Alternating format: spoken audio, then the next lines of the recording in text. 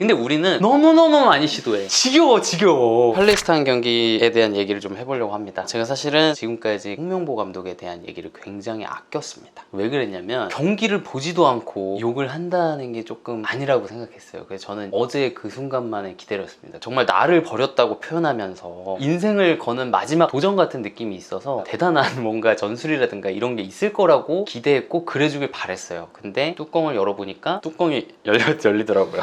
우리나라 대표팀에 있는 선수들이 대표팀에서 잘했을 때 그런 플레이 패턴이 있잖아요. 저는 그걸 고려해서 선수들의 자리 배치를 했으면 좋겠거든요. 손흥민 선수가 어제 이제 왼쪽 윙어로 나왔어요. 근데 왼쪽 윙어로서의 손흥민과 스트라이커로서의 손흥민, 뭐 사람마다 호불호가 다를 수 있겠지만 저는 무조건 톱이라고 생각하거든요. 토트넘에서도 손흥민이 못할 때 보면 왼쪽 윙어에 주구장창 박혀있을 때 손흥민은 더 이상 드리블 돌파를 하는 선수가 아니거든. 그러면 받고 그냥 리턴 내고 그게 대부분의 플레이야. 근데 토트넘에서 원톱으로 놓으면 항상 잘해. 그래서 저는 대표팀에서도 원톱을 서야 된다고 생각해요. 근데 이렇게 생각할 수 있지. 팔레스타인이 무조건 수비적으로 내릴 거기 때문에 손흥민이 전방에 박혀 있으면 고립된단 말이야. 그러면 손흥민을 거기다 두는 의미가 없잖아. 뒷공간이 넓어야 손흥민을 쓰는 의미가 더 있는데 저도 그거 완전 동의해요. 그래서 저는 손흥민은 어떻게 썼으면 좋겠냐면 원톱으로 놓고 흔히 말하는 제로톱이죠. 공격할 때 우리가 볼을 오래 갖고 있잖아. 그럼 손흥민이 내려와. 그리고 아무데나 돌아다녀. 프리롤이지. 원투 받으면서 가운데서 잘 썰고 들어가거든. 중거리 슛도 때리고 수루 패스도 넣고. 대표팀에서 클린스만 감독일 때 다른 원톱 박아놓고 그 밑에 공격형 미드필더로 손흥민을 놓으면 프리롤로 돌아다니면서 공격을 잘 풀어갔단 말이야. 골도 많이 넣고. 그런 객관적인 증거가 있는데 왜 왼쪽에 박아둘까? 왜 드리블 돌파를 별로 안 하고 싶어하는 선수한테 거기서 드리블 돌파를 하라고 할까? 그리고 이거랑 이제 연결이 돼서 홍명보 감독을 비판하는 근거 중에 하나가 맨날 U자 빌드업 한다 이거야. 뒤에서 옆에서 그냥 횡패스 정말 중요한 가운데로 들어가지 못한다는 거잖아요. 저는 U자 빌드업을 탈피하는 방법이 있다고 생각을 해요. 뭐냐면 우리가 미드필더 3명이 있잖아. 정우영, 이재성, 황인범. 손흥민 원톱에 놓고 프리롤로 쓰자 그랬잖아. 제로톱처럼. 그 손흥민까지 내려오는 거야. 그러면 우리 선수 몇 명이야? 중원에? 4명이잖아. 그럼 상대는 많아봐야 3미들이겠지. 수적으로 4대3이니까 볼 돌리기가 쉽단 말이야. 그 가운데 지역에서. 그러면은 들어가서 주고받고 하면서 전진할 수 있다고. 근데 어제는 손흥민이 왼쪽에 답답하게 박히고 앞에 주민규 선수가 있었어요. 주민규 선수 저도 좋아해요. 연계가 되고 등도 잘 져요. 헤딩도 돼요. 근데 어제는 팔레스타인이 이 중앙 공간을 두 줄 수비로 해가지고 아주 촘촘하게 하니까 공이 아예 주민규한테 가지를 못해. 땅볼 패스가. 그러니까 주민규가 거기서 있는 의미가 없다 이거예요. 상대 센터백 2명을 묶어둘 수 있지 않아요? 물론 그것도 맞는 얘기지만 저는 우리가 중원으로 들어가려면 주민규가 더 내려와야 된다고 생각을 해. 그러니까 손흥민이 나는 이제 그 자리에 있고 내려와서 주고받고 하면서 전진을 했으면 좋겠다고 생각하는 거예요. 난 그게 U자 빌드업을 탈피하는 아주 중요한 열쇠 중에 하나라고 생각을 해. U자 빌드업을 탈피하는 두 번째 방법은 양쪽 윙어가 상대 페널티 박스 즈음에서 볼을 잡았을 때 상대랑 1대1 대결을 해서 돌파를 할 수 있는 선수를 양쪽 윙에 박아야 돼. 유로 우승을 스페인이 했거든. 그리고 독일도 되게 경기력이 좋았고. 그 두 팀의 공통점이 뭐냐? 양쪽 윙어가 돌파가 되는 애들이야. 잘 되는 팀은 다 이래. 맨시티, 레알 마드리드. 그래서 저는 양쪽 윙어에는 굉장히 빠르고 돌파가 되는 선수여야 된다고 생각을 합니다. 일단 황희찬 오른발잡이니까 왼쪽에 놔야 돼요. 인버티드 윙어. 안으로 들어오기도 하고 측면으로 해서 제껴서 컷백 주고. 우리나라 대표팀이 되게 경기가 잘 풀렸을 때 보면 황희찬이 왼쪽에서 돌파를 했을 때 경기가 잘 풀린 적이 많아. 토트넘에 가기로 한 양민혁 선수 돌파가 오지게 좋습니다. 자, 그리고 이제 이강인으로 갑니다. 이강인 선수는 오른쪽 메잘라로 썼으면 좋겠어요. 정우영 수비형 미드필더 받고 황인범 그리고 여기 이강인 선수로 놨으면 좋겠어요. 이강인 선수가 어제 오른쪽 윙어였는데 잘했어요. 하지만 저는 이강인 선수의 최적의 자리는 오른쪽 메잘라예요. 적당히 안으로 들어오면서 왼발로 반대편 로빙스루 아니면 원톱한테 좋은 찬스 메이킹 2대1 패스 혹은 3자 패스에서 썰고 들어갈 수도 있고 그리고 오른쪽 윙어랑 가끔 자리를 바꿔서 지금 오른쪽 윙어에서 잘하고 있는 돌파도 할 수 있을 거고. 근데 저는 정말로 이해가 안 돼요. 너무너무 답답한 게 뭐냐면 우리나라가 경기를 쭉 하다가 안 풀려. 그러면 이제 경기 막판이 되잖아. 그럼 이강인 선수가 오른쪽 윙어 쪽에 박혀 있다가 중앙으로 옵니다. 그래서 뭘 하냐면 아 형들 빨리 나 줘. 빨리 줘 그냥 줘 내가 알아서 할게 하면서 중앙에서 볼을 받아서 자기가 다 풀어요. 다른 선수들이 이강인한테 의지하는 게 보여요. 압도적으로 잘하거든. 근데 나는 정말로 이해 안 되는 게 우리 경기가 결국 위기에 봉착했을 때 정말 간절할 때 쓰는 카드가 이강인의 중앙 미드필더 카드라면 왜 경기 시작부터 그걸 안 쓰냐 이 말이야. 저는 양쪽에 돌파가 되는 윙어를 박아놓고 이강인을 오른쪽 메잘라로 조금 중앙지향적으로 쓰면 훨씬 게임이 잘 풀릴 거라고 생각하고 U자 빌드업을 탈피할 수 있다고 생각해요. 물론 이강인 오른쪽에 박아놓고 손흥민 왼쪽에 박아놓고 주민규 가운데 박아놓고 해서 잘할 때도 있었어요. 하지만 어제 팔레스타인 전반 봤으면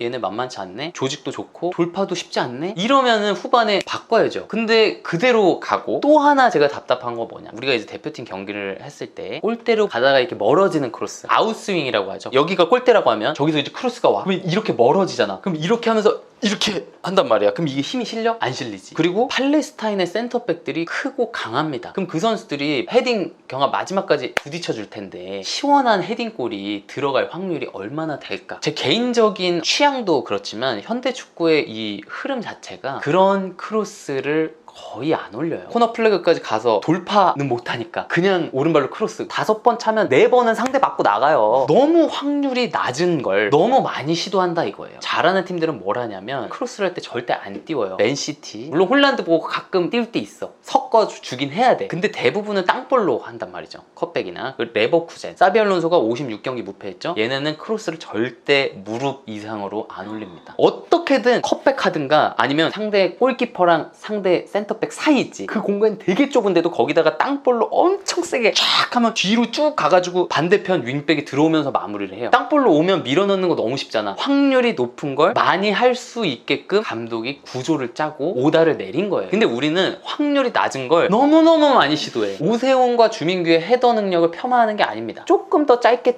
더 주고 하프스페이스로 한 명 더 들어가고, 안 되면은 맨시티처럼 그 다음 사람이 또 하프스페이스 침투하거든. 그러면서 그 공간을 계속 공략을 해서 어떻게든 컵백으로 땅볼로 찬스를 만들려고 한단 말이야. 그런 어떤 공격 세부 전술이 나는 필요하다는 거죠. 물론 선수들의 능력도 필요해요. 근데 제가 보기에 홍명보 감독은 뭔가를 입히려고 하는 게 전혀 안 보였고, 저는 사실 솔직히 말하면 홍명보 감독 쉴드 친다고 얘기하실 수도 있는데 전반에 살짝 내가 보였던 건 뭐냐면 3자 패스를 조금 하려고 하는구나, 그런 거는 조금 보였어요. 왜냐면은 맨시티나 레알이나 레버쿠젠이나 다 중원에서 3자 패스를 해서 풀어나가거든요. 왜냐면 압박이 너무 거세기 때문에. 근데 전반에 그게 살짝 느껴지더라고. 홍명보 감독이 3자를 좀 많이 하라고 했나 보다. 근데 후반 가니까 싹 사라졌어. 어쩔 수 없는 게임의 흐름 때문에 간격도 벌어지고 우리도 골을 못 넣으니까 급하고 이러니까 3자 패스는 이제 찾아볼 수가 없었죠. 저는 궁극적으로는 한국인 감독이 우리나라를 월드컵 우승시켜줬으면 좋겠고, 유럽에 진출하는 한국인 감독이 나왔으면 좋겠고, 레벨 높은 감독이 나왔으면 좋겠다라고 생각했는데 아닌 것 같다. 그리고 앞으로도 크게 바뀌지 않을 것 같다.